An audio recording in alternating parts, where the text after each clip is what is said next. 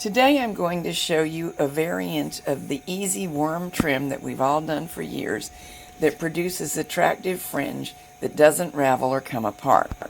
Here's the worm fringe finishing the edge of one of my top-down ponchos. This pattern may be found in my WINSOME WRAPS book that's newly published. Here's the cover. It contains these patterns. We're knitting on the fringe in a way that'll come out finished, it won't tangle, and it won't ravel. This is like worm trim. I started out hanging a little piece of the edge on these 3 needles and leaving all these empty, and this represents the length of your fringe, but it will end up being a little shorter than this length because you'll be knotting it. And then these 3 are holding needles. They're knitting, but we're going to trim off that braid to free the fringe.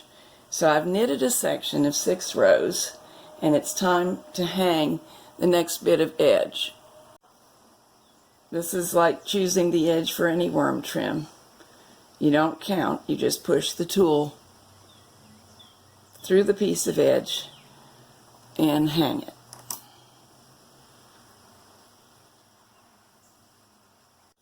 I move these forward because knitting back from hold is easier with the thick spot. 6 rows, 1, 2, 3, 4, 5, 6.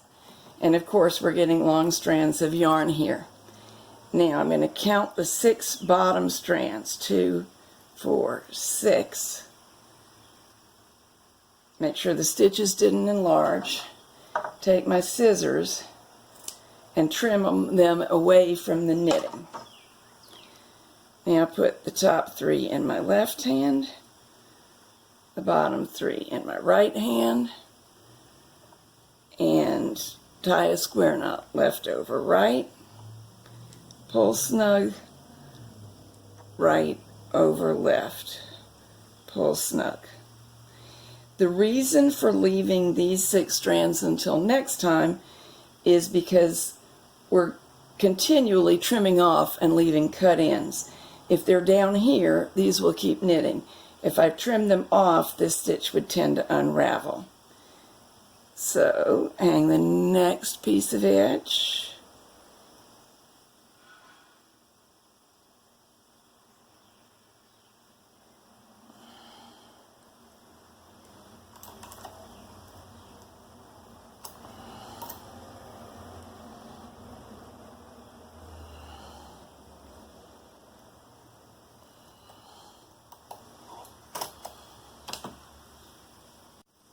What we're doing here is knitting worm trim with an extension on it.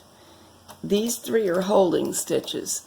They are only creating the length that we want the fringe to be, and we'll be cutting them off. So I started by hanging 3 stitches on 3 needles, putting these into work, casting them on of course, and knitting 6 rows. Now I'm ready to do that again. Just pushing the tool through, as always with worm trim, and hanging the piece of edge as it falls. It's a little bit easier to knit the thick fabric back from hold, so we do that. 1, 2, 3, 4, 5, 6.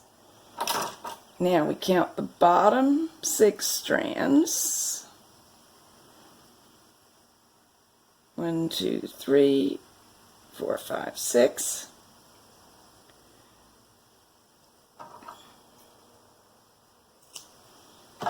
Snip off the braid,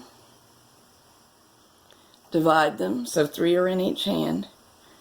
Now a square knot, left over right,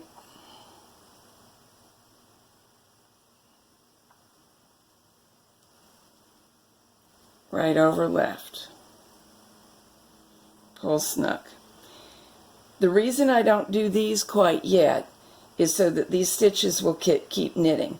Of course, we make cut ends every time we trim off, and I've got some electrical clips here because they're just enough weight to keep this knitting off, and they're really superior to claw weights for this purpose because there's nothing to catch on the strands, and on claw weights there would be. So let's move on to the next section. Push the tool through, hang on the 3 working needles on the left,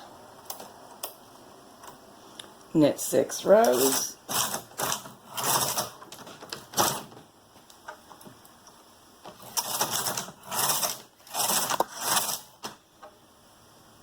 count up the bottom 6 strands, 1, 2, 3, 4, 5, 6.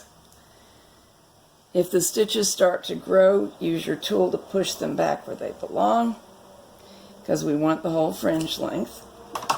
Snip,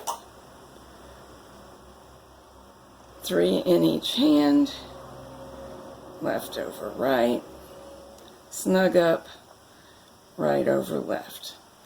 Admittedly, this is the slow way to accomplish this. Comes out pretty though. And I have not liked trying to trim and knot after the fact. In fact, I totally quit using similar fringes because they tend to get messy while you're still working on them and be very hard to tidy up later, and I found it frustrating.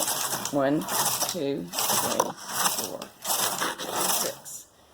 This, however, is very straightforward. It's a little bit slower at the machine, but it's foolproof.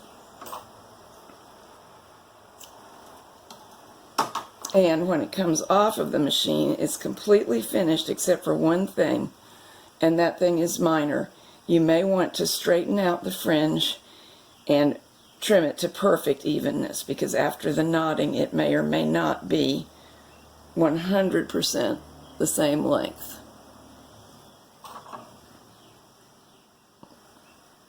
2, 3, 4, 5, 6. 1, 2, 3, 4, 5, 6 strands. Nudge the stitches over.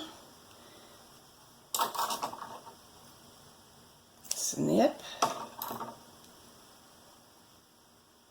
Divide. And knot. And sometimes people wonder, how do I finish this up?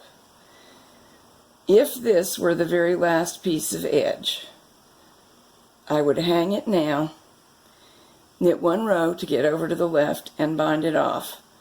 And then I would be able to snip and knot my last piece of fringe. Very simple. Well, I suggest you start out just as I have showed you. There is a little something you can do to speed things along. We can do 3 sections in a row without trimming. 1, 2, 3, 4, 5, 6.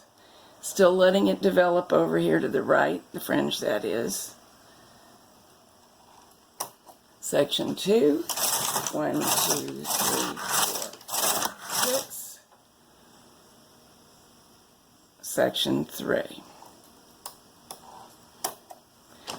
1, 2, 3, 4, 5, 6. Now we'll do these in batches of 6. Snip 6. Divide them and knot them.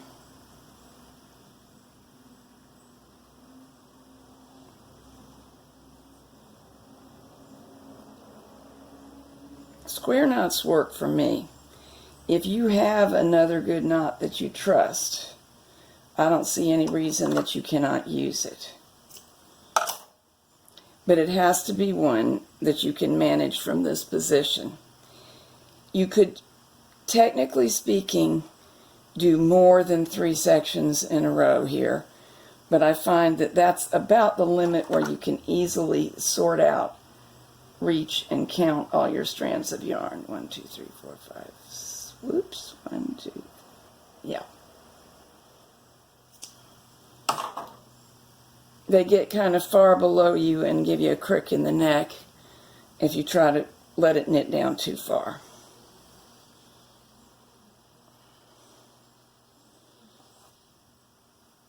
And we're ready to go again with the hanging.